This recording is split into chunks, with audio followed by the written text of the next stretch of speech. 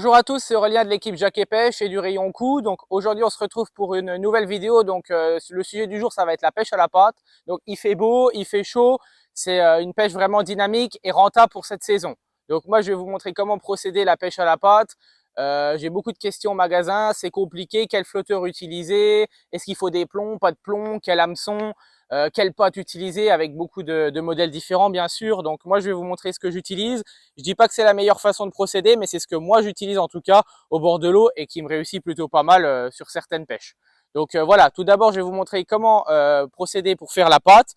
Donc moi j'utilise pas mal la sweet corn de chez Fun Fishing en version 1-1. Donc 1-1, c'est-à-dire donc une dose de pâte pour une dose d'eau. Donc voilà, et après on mélange et on laisse reposer plus ou moins 20 minutes. Et ça, je vais vous l'expliquer par la suite. Donc tout d'abord, on vient ouvrir son paquet de pâte.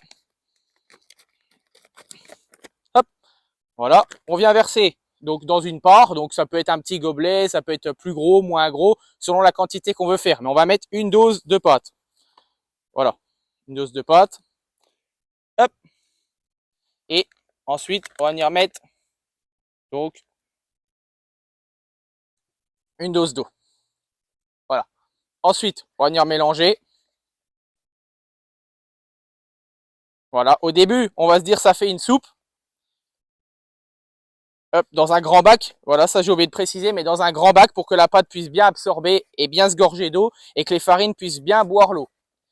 Donc voilà. Ensuite, on mélange bien. Voilà, on voit déjà la pâte, elle prend. Voilà. Et ensuite, on va laisser reposer plus ou moins, allez, 15 à 20 minutes. Voilà. Et ensuite, on va voir à ce moment-là. Voilà. Maintenant, on va laisser reposer. Voilà, donc à présent, on se retrouve du coup pour une démonstration. Donc pour le matériel technique, donc de ce que moi j'utilise pour la pêche à la patte. Donc tout d'abord, niveau nylon, donc il faut pas affiner, il faut une ligne qui soit rigide, costaud, parce que généralement à la patte, on touche des poissons qui sont un peu plus gros que d'ordinaire. Donc il faut une ligne qui soit bien droite et qui soit bien costaud. Donc pour du gros poisson. Moi généralement, je monte rien en dessous de 20 centièmes. Donc voilà, c'est le minimum. Entre 20 et 22 centièmes, c'est le bon compromis. On a une ligne qui est rigide, qui se met bien en place quand on va mettre la pâte avec la coupelle. Donc c'est mieux comme ça. Donc ensuite, en flotteur, moi j'utilise des flotteurs comme ça, donc c'est les GRX Milo, mais il y en existe plein d'autres. Hein, donc il faut que ça soit une forme généralement boule et avec une antenne qui soit assez longue, parce que la pâte c'est un appât qui est assez volumineux, donc qui peut faire couler facilement le flotteur. Donc il faut justement avoir un flotteur avec une longue antenne et être très bien sondé. Donc ça on va le voir par la suite. Ensuite, donc par contre oui pour le flotteur, donc on reste bien donc dans des grammages assez importants. Moi je descends jamais généralement en dessous de 0,50. Ça c'est important, justement pour avoir une ligne qui reste toujours bien droite. Donc ça c'est vraiment important pour la pêche à la patte. Ça sert à rien de descendre en 0,20 ou en 0,30. Il faut une ligne qui ne bouge pas. Donc il faut que la patte elle reste bien immobile, qu'elle commence pas à se trimballer de gauche à droite sur le fond. C'est pourquoi le sondage est vraiment important et avoir une ligne rigide et droite. Donc voilà. Moi, généralement, j'utilise le plus pour les carpodromes, c'est entre 0,5 et 0,8 grammes. Voilà. C'est les poids généralement qui varient bien. Donc ensuite, je dépose ma coupelle à l'aide d'une ma pâte pardon à l'aide d'une coupelle, donc une coupelle de sillon que je viens mettre sur mon kit justement. Donc à plus ou moins 50 cm, comme ça on va venir mettre la pâte dans la coupelle et on va l'amener sur la place et on va la déposer à la coupelle. Mais ça on le verra en détail juste après. Voilà. Ensuite, les hameçons, donc comme je vous ai dit, il faut pas affiner. Donc moi j'utilise des gros hameçons, donc des MP200 de chez Fun Fishing en taille 10. Donc généralement 12, 10, voire 8, mais jamais aller au-dessus de 12 par exemple. Jamais pêcher par exemple en 14, ça sert à rien, vous allez avoir trop de loupés au ferrage, parce que la boule de pâte elle est cachée dans l'hameçon. Donc justement il faut pas descendre, on va dire, trop bas en taille d'hameçon.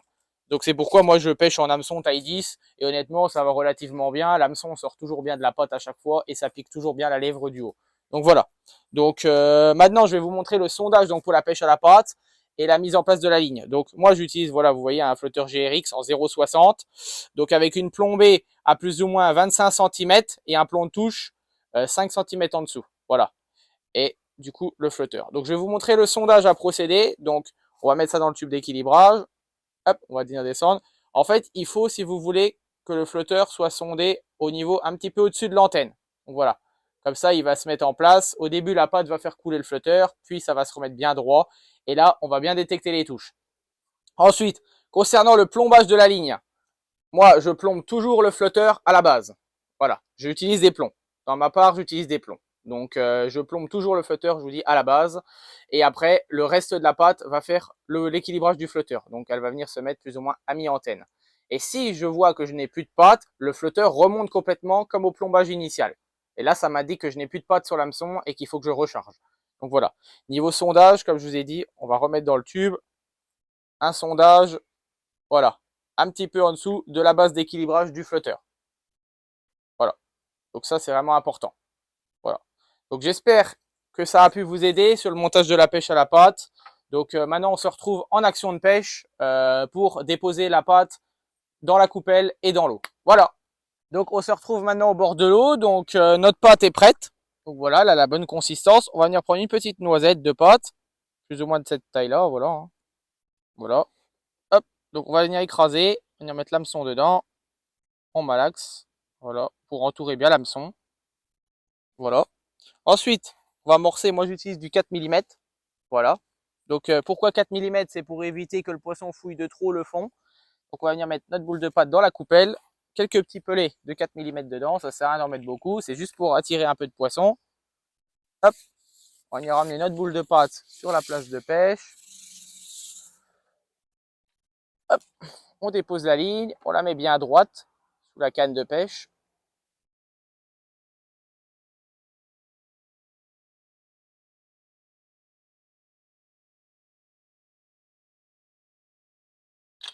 Et là, on a un poisson. Voilà. C'est piqué. Voilà. Donc là, on travaille sur le poisson doucement. On ramène la canne à l'envers, à l'arrière. On déboîte le kit.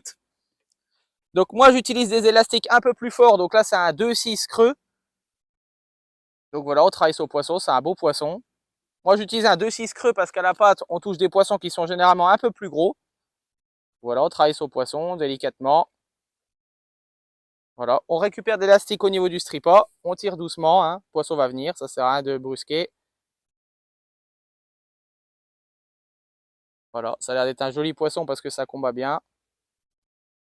Voilà, là, il prend de l'élastique. Il sent qu'il est piqué.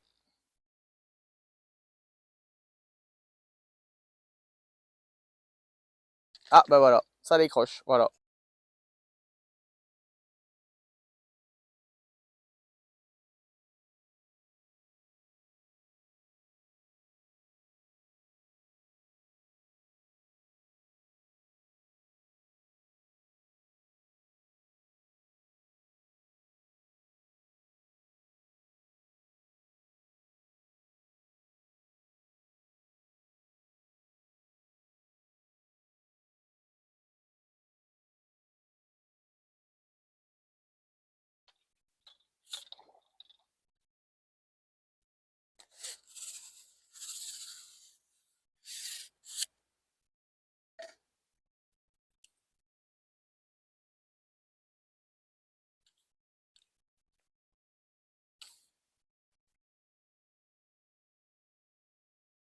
Voilà, donc moi j'utilise un élastique creux de 2,6 mm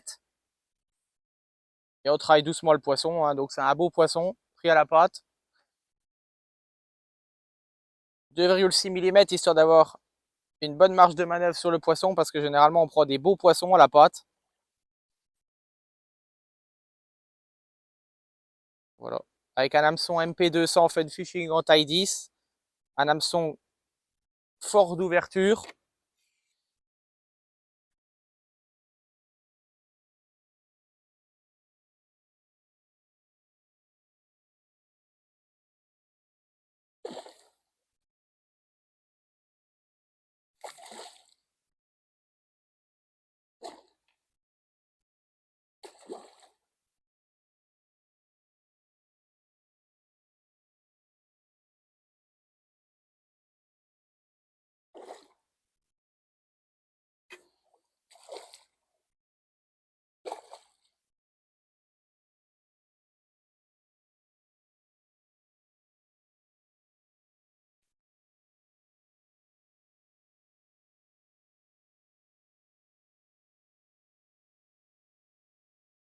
Un poisson bien combatif.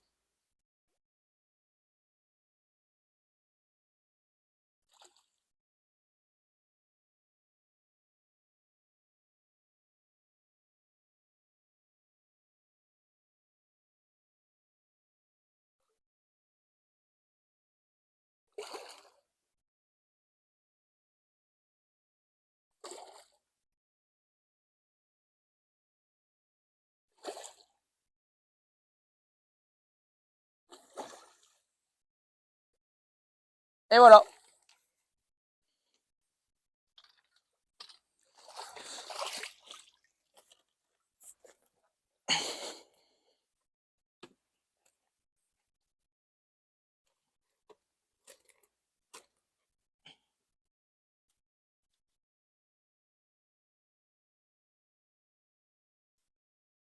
Poisson qui s'est décroché tout seul dans l'épuisette.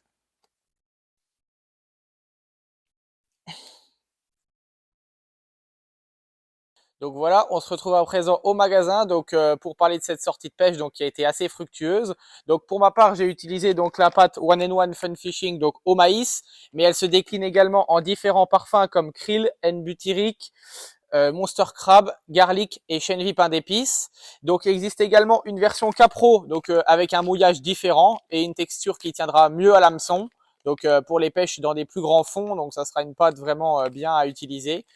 Il existe également la pâte toute prête à l'emploi pour les pêcheurs voulant pas s'embêter donc à préparer de la pâte ou alors quand il y a besoin de pêcher la pâte de manière très rapide. Donc il existe une version déjà préparée donc dans différents parfums. Donc moi je vous invite à retrouver donc tous les produits en magasin et sur le site www.jaquet-pêche.com. Je vous remercie également d'avoir regardé la vidéo. Donc n'hésitez pas à cliquer sur la cloche donc pour être averti des vidéos qui arriveront dans le futur. Donc voilà, moi je vous dis à bientôt pour d'autres vidéos. Au revoir.